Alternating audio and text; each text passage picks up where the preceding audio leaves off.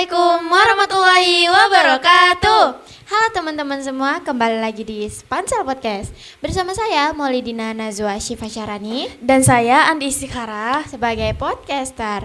Nah teman-teman semua, di podcast kali ini tim kami mengundang salah satu narasumber dari SMP Negeri 9 Bontang. Nah kalian penasaran gak sih sama narasumber kali ini? Narasumbernya adalah Bapak Fatwa Nur Rahman SPD. Jadi kebetulan Bapak Rahman ini adalah guru PPKN sekaligus pembina pramuka di SMP Negeri 9 Bontang. Nah kita langsung masuk aja ke pertanyaan tanpa basa-basi. Jadi kita akan mengulik sedikit kisah-kisah Bapak Rahman ini ya. Nah mungkin Pak Rahman bisa menceritakan sedikit tentang masa kecil Bapak Rahman mungkin. Baik, terima kasih atas waktunya yang sudah mengundang Bapak di Spansel Podcast. Ya, semoga makin makmur, makin maju ya. Ya, terima kasih, amin. Dan yang menonton juga kalau bisa sampai juta-jutaan ya. Amin. Semoga viral di TikTok. Amin. Ya, baik. Tadi cerita masa kecilnya Bapak ya, sedikit lah ya ceritanya Bapak. Dari Bapak dilahirkan di keluarga yang sederhana, yang dibilang kurang mampu juga. Terus Bapak lahir di Gresik tanggal 23 Agustus 1995 ya. Jadi kebetulan baru berapa bulan yang lalu merayakan ulang tahun yang ke-30 ya. Udah diberi selamat. Ya selamat Bapak. Kebetulan kemarin kita merayakan ulang tahunnya Pak Rahman. Soalnya Pak Rahman ini adalah wali kelas 9B. Oh ya, terima kasih untuk siswa-siswi 9B. Ya, jadi tadi Bapak seperti itu. Bapak lahir di umur 2 tahun. Bapak sudah merantau kemana-mana ya, ke Samarinda, Balikpapan, Tenggarong, di mana Bapak mengikuti kedua orang tua Bapak yang mereka aktivitasnya yaitu berdagang ya. Jadi usahanya ini sudah dibilang di Balikpapan ya jualan juga, di Samarinda jualan juga, di Tenggarong, sampai akhirnya terakhir itu di Lojanan ya, Lojanan Kabupaten Kutai Kartanegara. Nah di situ kedua orang tua Bapak berjualan nasi goreng. Nah jadi nasi goreng ini mampu menyekolahkan Bapak setinggi seperti ini di perguruan tinggi. Nah dan Bapak memiliki kembaran dan juga ada kakak pertama Bapak. Nah kembaran Bapak kebetulan juga di mana-mana selalu satu sekolah sama Bapak. Cuman waktu kuliah aja dia yang memutuskan untuk tidak lanjut, Bapak yang lanjut kuliah seperti itu. Jadi kemungkinan besar kembaran Bapak mirip banget.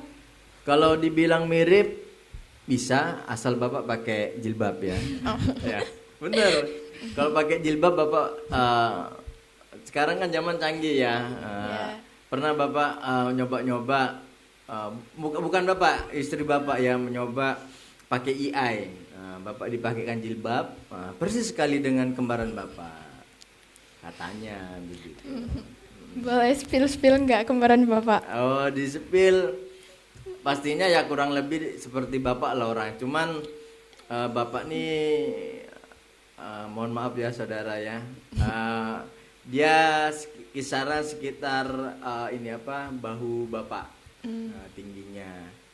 Tinggian Bapak lah dibilang gitu. Nah kalau boleh spill mungkin namanya agak mirip Bapak. Oh, kalau nama Bapak kan Fatwa Nur Rahman. Kalau kembaran Bapak ini namanya Laila Nur Agustina, sama di Nurnya. Gitu. Tapi dibilang identik, termasuk ada beberapa sisi identik. Kenapa? Eh, kayak waktu kecil itu ya sakit, habis bapak sakit, lanjut lagi saudara bapak. Nanti kayak makan itu tidak apa ya, kedua orang tua bapak itu termasuk adil. Pokoknya pernah itu bapak dibelikan bakso satu, itu harus dibagi dua. Jadi dia makan separuh, bapak makan separuh, nggak apa ya, mungkin ya karena keluarga yang kurang mampu, jadi ya apa-apa serba hemat seperti itu.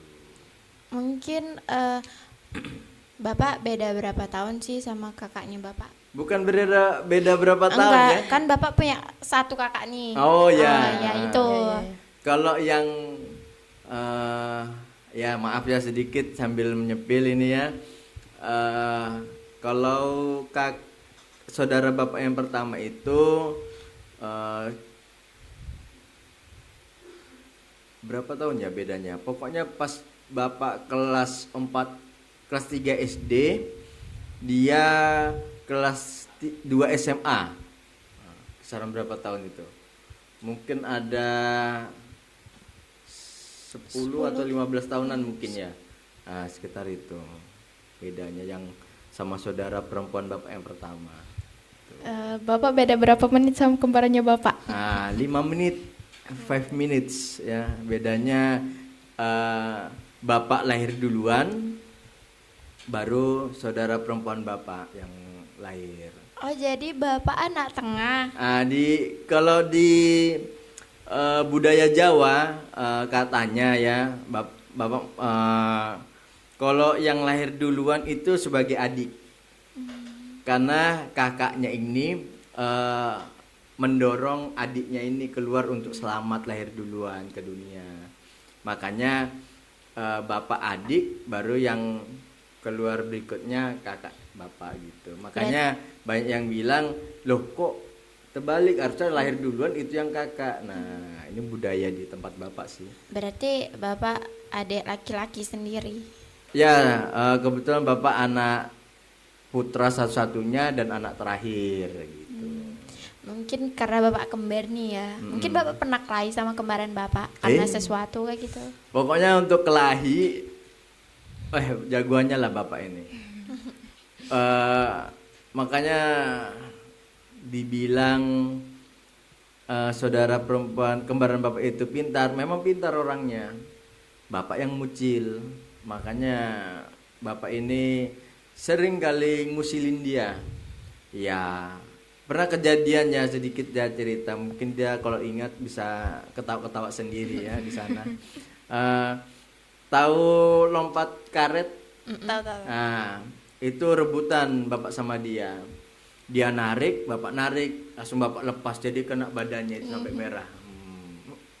Saking usilnya, habis itu bapak dihajar sama bapaknya bapak itu. Gitu.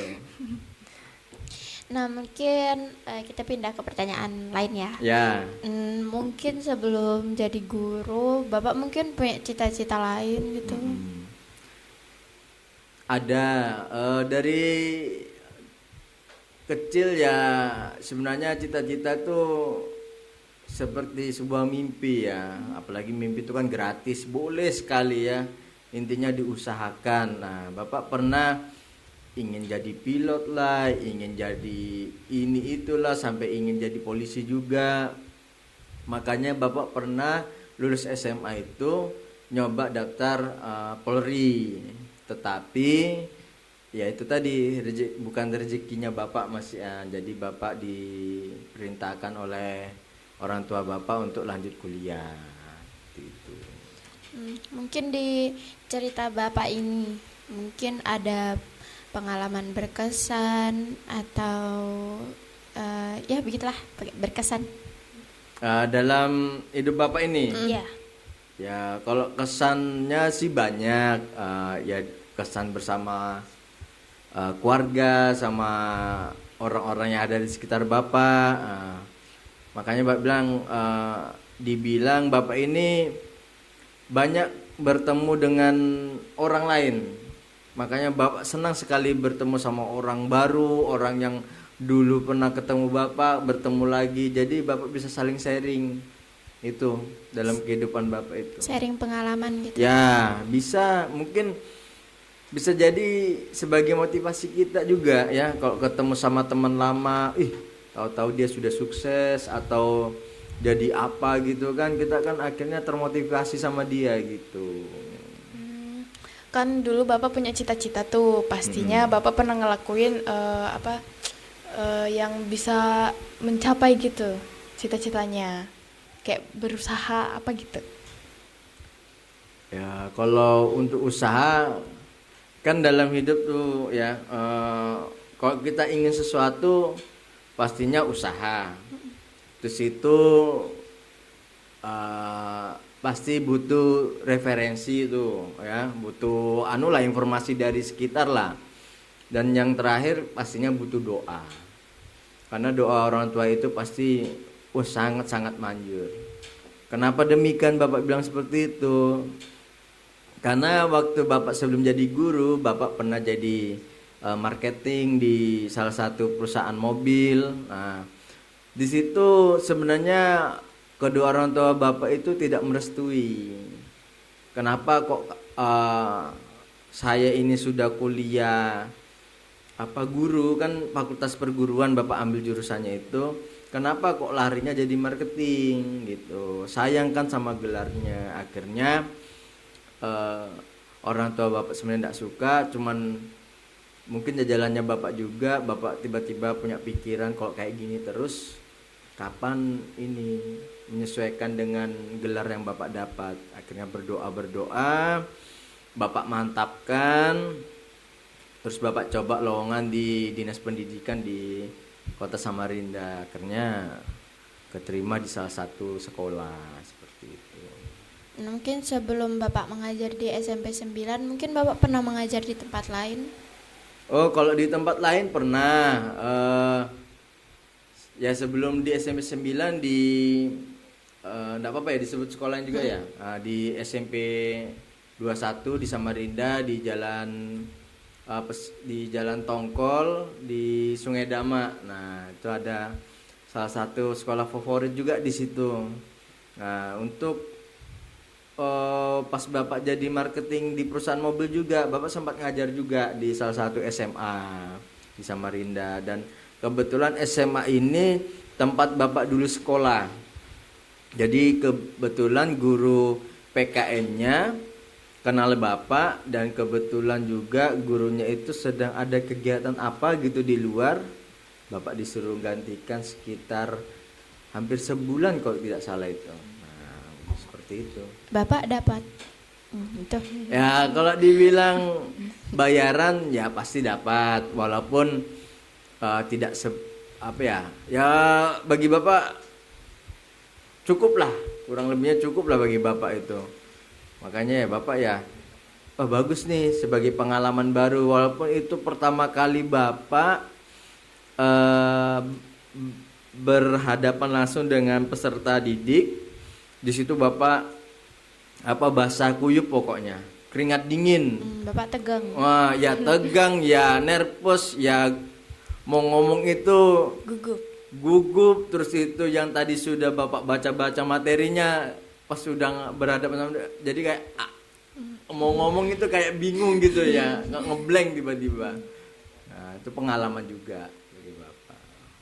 Terus kapan Bapak bisa nggak nervous waktu ngajar? Kalau pas tidak nervousnya lagi itu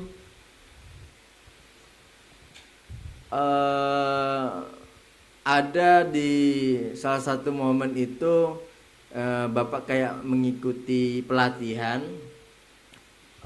public speaking kan itu untuk mengajarkan bagaimana kita berani berbicara sama orang-orang yang ada di depan kita seperti itu. Nah, akhirnya dari situ Bapak mulai hilang nervousnya, groginya gitu.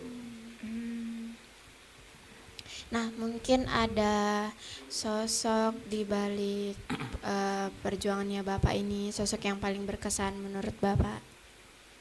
Untuk sampai saat ini ya, yang pertama ya kedua orang tua Bapak, sosok yang betul-betul mendukung Bapak selama Bapak ada di dunia ini ya. Terus itu keluarga Bapak, saudara-saudara Bapak, terus istri dan anak Bapak itu sangat mendukung Bapak di mana Bapak sedang susah ataupun duka maupun senang ya, semua itu berkat doa mereka Bapak tetap semangat sampai sekarang. Apa yang membuat Bapak tertarik untuk mengajar khususnya pelajaran PKN? Di pelajaran PKN, ya. Kalau yang menarik di mata pelajaran ini,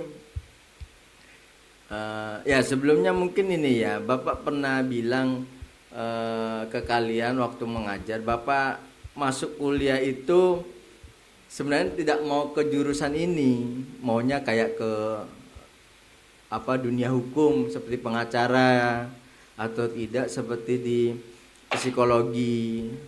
Nah, pendidikan Pancasila ini pilihan ketiga. Pas sudah selesai tes ternyata Bapak terpilihnya di pendidikan Pancasila. Nah, jadi yang tadinya Bapak kira jadi pengacara atau sebagainya, ternyata pas Bapak tahu kampusnya Bapak jadi guru. Ya menarik sebenarnya, sampai sekarang menarik ya, bisa belajar pasal-pasal sejarah tentang sejarah kelahiran Pancasila atau pahlawan seperti itu. Jadi Bapak nggak expect gitu jadi guru PPKN? Dibilang nggak expect, ya karena kaget, yang harusnya Bapak nggak mau jadi guru, akhirnya Bapak ya ada di sini posisinya sekarang, dan Bapak tanpa disadari ya mata pelajaran ini membawa Bapak sampai ke detik ini, di posisi ini sekarang seperti itu. Nah, apa kesan Bapak pas ngajar PPKN? Pas jadi guru deh, salah. Di selama Iya, Bapak ngajar ya, iya. bukan hanya di SMP 9 ya. Iya. Banyak sih pesannya, apalagi bertemu dengan anak-anak atau peserta didik yang mucil, yang susah diatur adabnya. Nah, itu ranahnya bisa dibilang ke pendidikan Pancasila, karena Bapak harus mengajarkan moral ke dia, mengajarkan nilai-nilai adab, nilai-nilai perilaku ke mereka yang harusnya tidak harus dilakukan, kenapa dilakukan, dampaknya nanti seperti apa. Nah, itu pesan Bapak ke anak-anak sekarang, kalau bisa ya utamakan adab lah dulu, adab akhlak kalian. Karena Bapak baru ingat seperti kemarin waktu kuliah upacara hari Senin itu, kalau tidak salah pembina sudah menyebutkan akhlak itu lebih penting ya daripada ilmu. Makanya Mbak bilang tolonglah ini adab kalian lebih diutamakan, seperti itu. Nah, mungkin karena Bapak sepanjang hari mengajar ya, mungkin udah lama Bapak ngajar. Nah, Bapak pernah nggak sih emosi gara-gara kelakuannya anak-anak tuh? Kalau emosi yang sangat sangat benar-benar amarah Bapak sampai keluar, pernah waktu di Samarinda ya. Itu sekolah tersebut anaknya ketahuan ada rencana indikasi mau tawuran sama sekolah lain. Nah, itu Bapak betul-betul mengamuk itu, sampai kursi Bapak lempar itu ya. Karena mohon maaf, mungkin refleks ya, kenapa kok kalian ini sudah diberitahu jangan melakukan hal itu, karena nanti merugikan ya ke sekolah, ya ke dia juga, terus ke keluarga dia juga gitu loh. Kenapa kalian tetap melakukan? Maka jangan sampai lah, yang penting adab kalian lah yang ditanamkan itu. Bapak apain mereka pas Bapak marah gitu? Maksudnya? Kalau pas mereka mau tawuran, Bapak apain mereka? Yang pertama pasti sudah Bapak hukum. Nah, terus sempat pertama refleks Bapak banting kursi itu ya. Pas kebetulan itu di aula ya, di aula di sekolah tersebut ada kursi, jadi sempat bapak lempar itu ya. Terus itu bapak hukum sudah jelas, baru urusannya dengan guru BK-nya seperti itu. Nah, mungkin karena apa itu namanya, kan kelakuan anak-anak kan beda-beda tuh. Mungkin itu jadi tantangan terbesar buat Bapak gitu. Nah, apa sih tantangan terbesar Bapak pas ngajar PPKN gitu? Kok tantangan terbesar Bapak ya, untuk saat ini sih, sampai detik ini sih, bagi Bapak belum ada tantangan. Cuman ada kadang beberapa anak itu apa dibilang, masuk telinga kanan keluar telinga kiri. Nah, ada yang seperti itu ya. Ya bisa Bapak ulang, ya itu termasuk tantangan juga sih sebenarnya. Bagaimana biar dia bisa tertanam nilai-nilainya Pancasila, biar hal-hal yang baik itu mampu mereka lakukan, yang buruk ya tidak bisa sih langsung hilang, paling dikurangin seperti itu. Nah, kan tadi Bapak kan kalau misalnya marah kan Bapak ngeluapin emosi ya Bapak tadi lewat banting kursi tadi tuh kan. Nah, mungkin Bapak pernah nggak sih main tangan gitu pas lagi marah? Ini harus dibuka juga di sini ya. Iya. Ya, untuk yang pernah merasakan tangan Bapak ya, Bapak minta maaf. Cuman ini salah satu tanda sayang Bapak ke kalian ya. Karena apa? Refleks tadi seperti itu. Ya mungkin Bapak sedikit menyepil kayak kejadian-kejadian yang baru ini, ada kejadian yang kalian tak, mungkin kalian sudah tahu kan, yang viral-viral itu kan. Kalau dibilang main tangan ada ya, tapi itu tadi, itu tanda sayang. Bukan hanya tangan aja, kaki pun juga pernah. Nah, itu tanda sayang pokoknya ya. Pokoknya yang pernah merasakan itu pasti dia ingat pasti sama Bapak. Gitu. Terus pas Bapak pas lagi main tangan itu, anak itu ngelapor nggak ke orang tuanya? Gini ya, makanya Mbak bilang perbedaan dulu sama sekarang itu sangat jauh.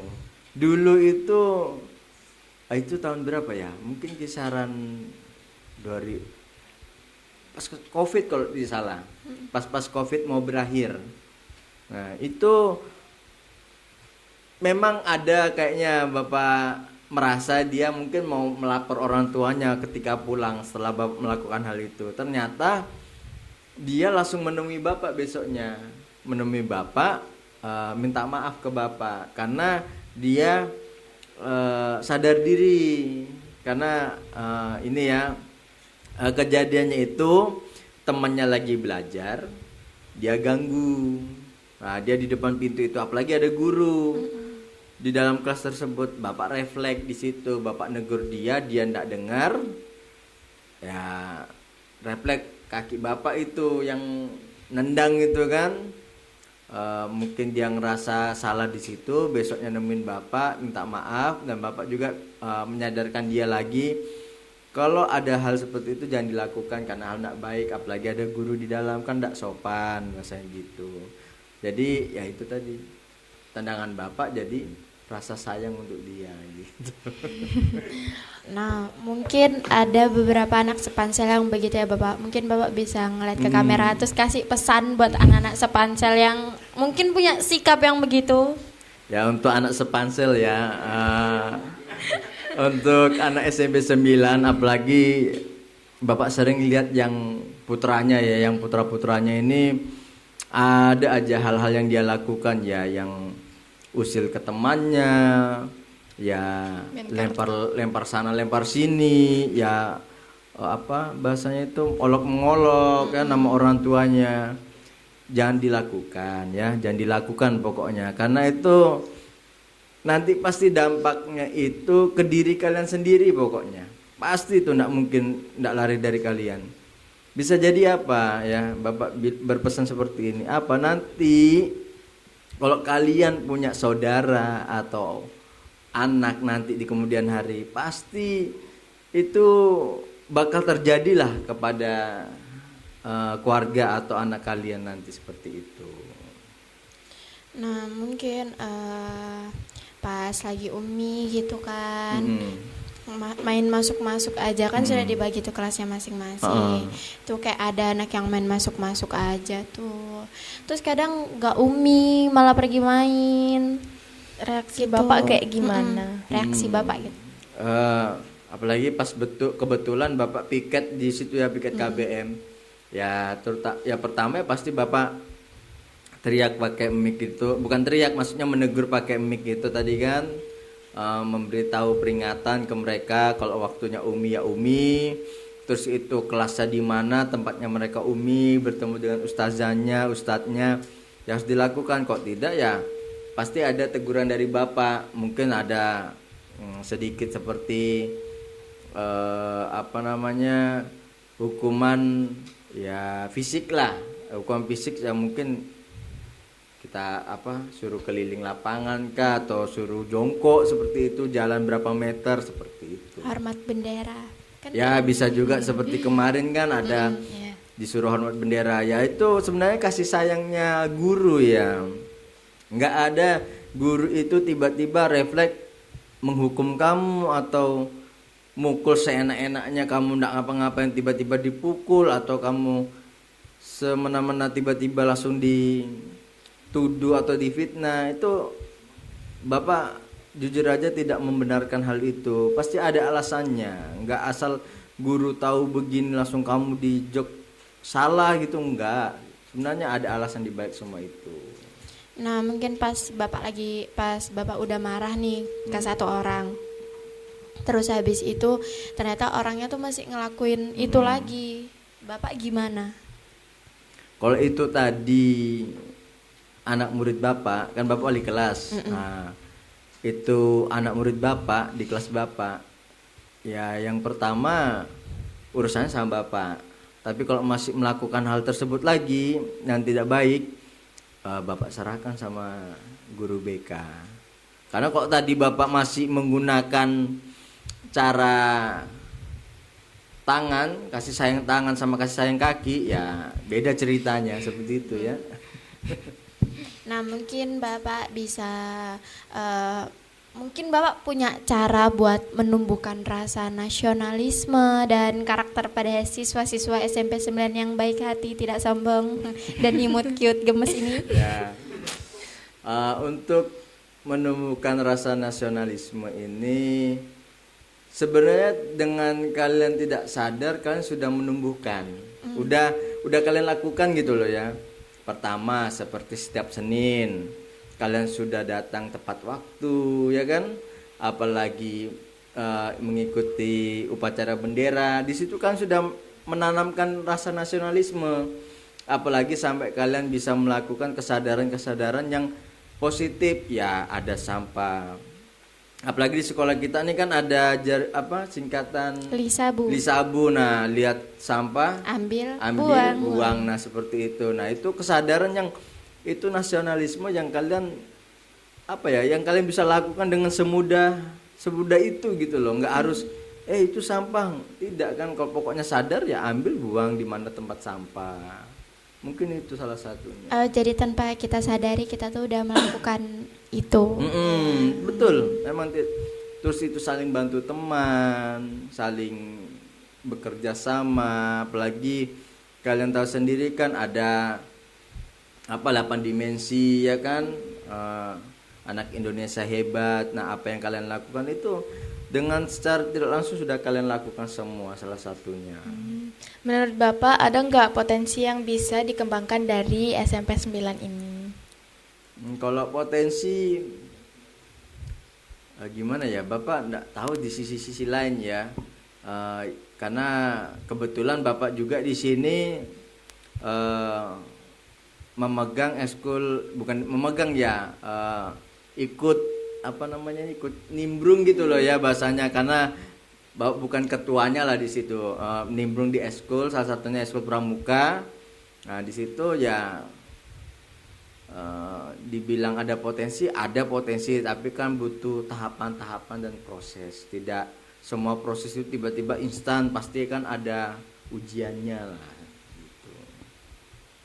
Nah, menurut Bapak nih, kan sikapnya anak dulu sama sekarang kan beda. Nah, menurut Bapak apa sih perbedaannya itu?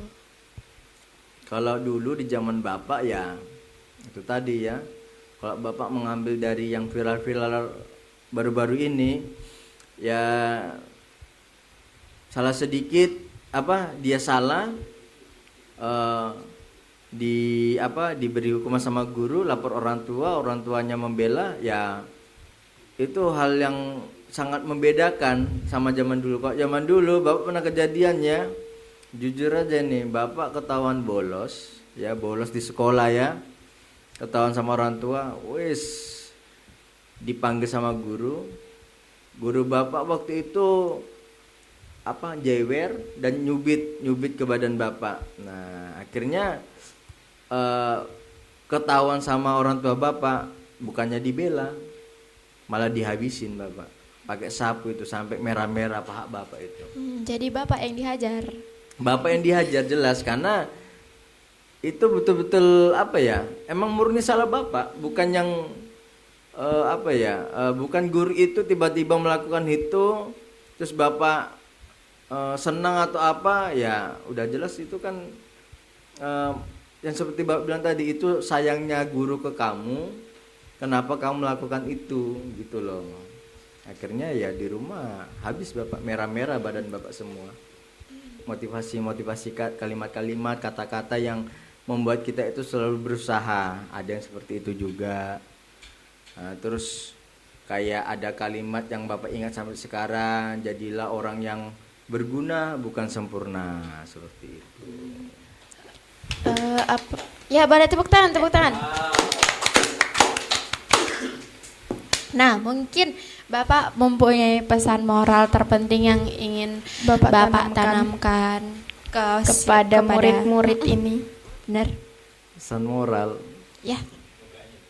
Kalau pesan moral sebenarnya banyak, cuman Bapak kemas saja. Intinya gini nak ya, moral yang kalian ketahui itu seperti apa. Yang penting moral yang kalian lakukan itu positif, ya. Jangan sampai positif yang membawa dampak kayak bumerang ke kalian. Yang kalian sudah lakukan, ibaratkan anak-anak sekarang gini, sok-sok gitu loh, sok tahu, sok pokoknya ndak ngerti, sok ngerti, akhirnya jadi bumerang untuk dia sendiri. Makanya moral Bapak itu maksudnya bersikaplah yang bijak, ya. Jangan apa-apa gegabah. Harus kalian pikir baik-baik apa yang kalian lakukan dan apa yang kalian sudah lakukan. Ya seperti itu aja. Nah, mungkin di dalam perjalanan hidup Bapak yang sudah lewat-lewat ini, mungkin Bapak kalau misalnya bisa mengulang waktu, ada kayak yang Bapak pengen ulang gitu dari hidup Bapak atau karir Bapak gitu? Kalau untuk semua proses yang Bapak lewati ini, kalau Bapak secara pribadi, Bapak sih enggak mau mengulang. Karena yang kemarin, yang sekarang, dan yang besok yang akan datang itu adalah semua proses di mana kita jadi seperti ini. Jadi Bapak menikmati. Ya, seperti tadi Bapak bilang, nikmati hidupmu. Kalau tidak menikmati ngapain hidup gitu kan? Oke. Bagaimana Bapak menjaga semangat agar tetap mencintai profesi Bapak sebagai guru? Sebagai guru ini ya, kerjaan Bapak ini. Itu tadi ya, Bapak bilang pertama sih enggak cinta sebenarnya sama profesi Bapak ini. Karena Bapak pengen jadi pengacara. Tahu kepanjangan pengacara? Pengangguran banyak acara. bukan seperti itu. Sebenarnya Bapak sukanya yang debat-debat gitu loh. Jadi psikologi atau pakar hukum gitu. Pengen seperti itu. Cuman ya yang tadinya tidak cinta, akhirnya sudah masuk ke dunia pendidikan. Oh, di sini loh kenal anak baru, anak lama, sampai dia lulus ketemu kita di luar menyapa kita. Nah, itu salah satu yang membuat bapak tuh makin cinta dengan profesi bapak. Bisa ngajarin kalian yang bapak enggak tahu nih, tiba-tiba jadi pengusaha, jadi presiden, jadi DPR. Nah, bapak enggak tahu itu di kemudian hari. Intinya bapak bangga sekarang. Apa harapan Bapak untuk generasi ke depannya? Untuk generasi ke depan, khususnya untuk siswa-siswi SMP 9, belajar dengan tekun, adab itu lebih dijunjung lebih tinggi, akhlak itu kan sopan santun, terus itu tetap semangat dalam belajar, ke sekolah pun tetap semangat, jangan bermalas-malasan. Karena apa? Semua yang kalian lakukan, kalau positif hasilnya pasti positif, kalau negatif pasti hasilnya nanti tetap negatif, seperti itu. Nah, mungkin Bapak bisa lihat ke kamera, terus Bapak sampaikan pesan untuk murid-murid yang sudah lulus. Untuk yang sudah lulus ya, untuk murid-murid yang sudah lulus, selain di sekolah ini, di sekolah-sekolah sebelumnya juga, kalau ketemu bapak di jalan, jangan lupa ditegur, ya. Pokoknya tegur. Mau bapak lupa nama kalian, pokoknya tegur, ya. Karena apa? Bapak tuh sebenarnya orangnya asik, ya. Kocak lah. Ada yang bilang kocak bapak itu orangnya, ya. Apalagi kalau ketemu, walaupun bapak sebenarnya siapa ya orang ini kok negur-negur bapak, sebenarnya bapak lupa. Tapi kalau kalian udah, Pak ini loh ini saya waktu angkatan ini saya pernah diajak sama bapak ini, ya bapak tuh senang. Oh, kamu sekarang jadi dokter atau jadi pengusaha atau jadi orang hebat lah bahasanya. Oh, bapak sangat bangga seperti itu. Itu pesan bapak untuk yang sudah lulus. Intinya nanti kalau ketemu bapak di jalan, jangan lupa sapa bapak, seperti itu. Ada nggak kenangan sama anak-anak di Spansel yang nggak bisa Bapak lupain? Ada ndak ya? Ada ndak ini? Pasti ada dong. Ada, pasti semua yang bapak temuin, apalagi bapak menjadi wali kelas, pasti setiap di kelas itu ada kenangannya, maupun sedih, senang, itu pasti ada kenangannya. Jadi pokoknya yang pernah jadi bapak jadi wali kelasnya, bapak cinta dan bangga sama kalian. Tuh. Nah, mungkin Bapak ada kebanggaan tersendiri pas jadi guru gitu. Jadi guru kebanggaannya yaitu tadi bapak bilang udah mencintai profesi bapak, dan bapak bisa sampai detik ini dari profesi bapak ini, ya bapak bisa menyenangkan keluarga bapak, orang tua bapak juga, istri dan anak bapak gitu. Bagaimana Bapak ingin dikenang sebagai seorang guru? Dikenang. Sebenarnya bapak itu orangnya ndak suka yang istilahnya itu kayak selalu di depan gitu loh. Bapak ndak suka, bapak sukanya di belakang layar. Nah, apapun yang terjadi di situ ndak usah lihat ke bapak, intinya kalian sudah sukses, ya bapak udah bangga, gitu aja. Kayak gitu. Sebagai cara mengenang bapak ya, gitu aja. Iya, mungkin kalau misalnya saya nih ya, saya kan Bapak ini asik ya diajak cerita. Yeah. Jadi mungkin itu yang terbenam di otak gitu. Kayak, oh ini Bapak Rahman, ini asik banget kalau diajak cerita. Orangnya kocak, orangnya gitu. Ya. Ya bisa jadi seperti itu. Walaupun menurut Bapak ya, dari beberapa sekian anak yang Bapak ajar, ya pasti ada yang tidak semua masuk pelajarannya. Tapi giliran Bapak asik atau melucu, mungkin itu yang kalian bisa kenang dari Bapak, seperti itu. Tapi teman-teman, karena Pak Rahman ini orangnya ngelawak terus, terus lucu. Jadi pas dia serius kita juga ikut tegang. Kayak wow, Pak Rahman marah gitu. Jadi kita tuh langsung diam, terus kayak diam, Pak Rahman marah gitu. mungkin di cerita-cerita ini, di pertanyaan yang sudah kita siapkan ini, mungkin kalian bisa ambil sedikit pelajarannya, karena ini sudah Pak Rahman ceritain tentang pengalaman hidup, terus pesan-pesan untuk anak sepansel. Mungkin kalian bisa mengambil sedikit saja hikmah-hikmah untuk kalian tanamkan sendiri di otak kalian itu, ya mungkin begitu. Mungkin kita bakal beralih lagi ke pertanyaan tentang pramuka. Tepuk tangan. Pramuka. Ya mungkin Bapak bisa mungkin Bapak bisa menceritakan sikap-sikap anak pramuka itu gimana? Karena kan anak pramuka ini seharusnya lebih, nggak tahu, pokoknya begitu. Pokoknya anak pramuka Tolong lebih hukum. diceritakan gimana ya. Kalau dibilang pramuka, Bapak bukan pramuka, ya. Kenapa demikian Bapak bilang begitu? Bapak itu, ini ada cerita menarik ya. Waktu itu Bapak SMA, Bapak tidak suka sekali sama anak pramuka, karena bagi Bapak sok gagah, sigap segala, pokoknya gayanya tuh kayak militer gitu loh Pak bilang kan. Nah habis itu pernah kejadian ada yang namanya perjusami ya, perkemahan Jumat Sabtu ya sampai Minggu, seangkatan itu waktu di SMA. Dan ada anak pramuka itu dia kesurupan.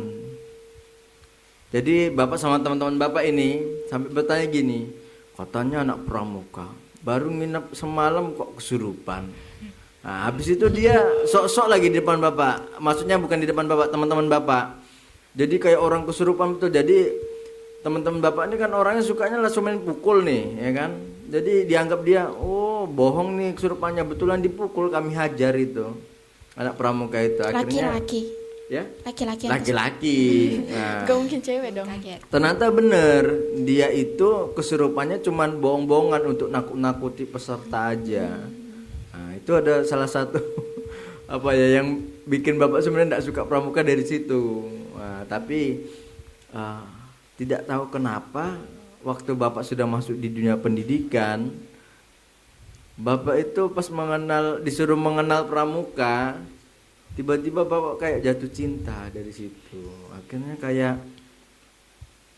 ngikuti kegiatan kemah atau ada anak lomba, senang sekali Bapak. Apalagi sampai pas Bapak pindah ke sini diikutkan KMD, Bapak sangat antusias sekali ngikut KMD itu sebagai nanti jadi calon pembina di sekolah atau di gudep gitu kan. Kalau boleh tahu kepanjangan KMD itu apa ya Bapak? KMD, Yes. KMD itu kursus mahir dasar. Nah itu ada tingkatannya lagi, dari KMD ke KML. Kalau tidak salah habis itu KPD apa KPL gitu. Pokoknya tingkatan. Itu. Bapak pernah jengkel nggak sama anak pramuka? Wah, dibilang jengkel ya itu seperti Bapak bilang tadi. Bapak mengambil sisi yang dibilang anak itu labil ya kan. Anak itu kan pasti labil, apalagi di usia kalian nih, yang tadi bilang A habis itu bilang B, habis bilang B habis itu bilang Z ya kan. Jauh sekali dari B ke Z kan. Akhirnya Bapak tuh kayak apa sih maunya anak ini gitu loh. Bapak tuh kayak, kamu kemarin loh yang minta begini, kenapa tiba-tiba berubah gitu loh. Cuma ya sebagai pembina ya kita bisa memaklumin itu. Mungkin ada alasan di balik semua yang dia ubah itu tadi gitu. Nah mungkin Bapak bisa menyebutkan prestasi apa saja sih yang sudah diperoleh sama anak pramuka sepansel? Sepansel ya? Yes. Nah, untuk lomba pertama kali Bapak pernah dampingin itu angkatan berapa itu ya? Pokoknya kalau enggak salah sekarang dia kelas 3 SMA. Iya, ya, angkatan 8. Nah, itu ikut LT2. Nah, itu bertepatan di mana SMK Monamas. Nah, Regomasi kok Monamas, Regomasi, maaf. Nah, di Regomasi ikut LT2 di situ Bapak ikut mendampingin Perjusami kegiatannya itu. Berangkat hujan, pulang hujan ya kan. Terus itu Bapak standby di situ ya lebih dari 24 jam pokoknya Bapak di situ ya. Pokoknya selalu ada untuk mereka lah. Nah, di situ mereka ikut lomba kegiatan ya juara. Mungkin enggak bisa Bapak sebut semua ya, kayak ada pioneering, lomba digital, lomba semaput, terus itu membuat racikan obat-obatan. Nah, itu mereka walaupun tidak bukan nomor satunya, tapi nomor 2, nomor 3 itu mereka bawa. Itu ya salah satu lomba yang berkesan bagi Bapak selama di SMP 9 itu. Gimana perasaan Bapak pas Pansel dapat juara? Ya, kalau untuk kesannya sih sebenarnya senang sekali, karena untuk pertama kalinya Bapak mendampingi kegiatan pramuka dan tiba-tiba langsung bisa juara ini, juara itu gitu loh. Yang Bapak tiba-tiba kayak, kan ini ada sekolah bagus, ada pramukaan yang bagus kok. Oh, ternyata SMP 9 ini tidak gampang dianggap remeh gitu hitungannya, seperti itu. Nah, mungkin ada pesan yang ingin Bapak sampaikan buat angkatan 8 pramuka? Ya, mungkin bukan hanya untuk angkatan 8. Dibilang angkatan 8 tuh angkatan pertama ya pramukanya ya kan. Walaupun itu banyak pesan yang pramuka yang baru-baru ini juga Bapak sangat bangga. Apapun lomba yang kalian ikuti, intinya untuk yang angkatan pertama sampai angkatan sekarang, intinya berusaha aja terus. Nggak usah takut lawannya siapa ya kan, musuhnya siapa. Ikutin aja lombanya, walaupun hasilnya tidak sesuai keinginan, tapi kan kalian dapat pengalaman seperti itu. Nah, mungkin dari semua cerita yang sudah kita bahas di podcast kali ini, mungkin nanti ada beberapa cuplikan pesan-pesan Bapak Rahman ini ya, yang kalian bisa ambil dan kalian bisa tanamkan di diri kalian, terutama untuk anak sekarang yang mungkin ya adabnya kurang. Karena kalau kalian pernah dengar itu adab lebih tinggi daripada ilmu. Ini juga sering banget disampaikan sama guru-guru sepansel. Nah, mungkin itu saja. Mungkin kita bakal mengundang narasumber lain. Jadi mungkin itu saja yang bisa kami sampaikan. Jadi kurang lebihnya mohon dimaafkan. Dari kami, wassalamualaikum warahmatullahi wabarakatuh.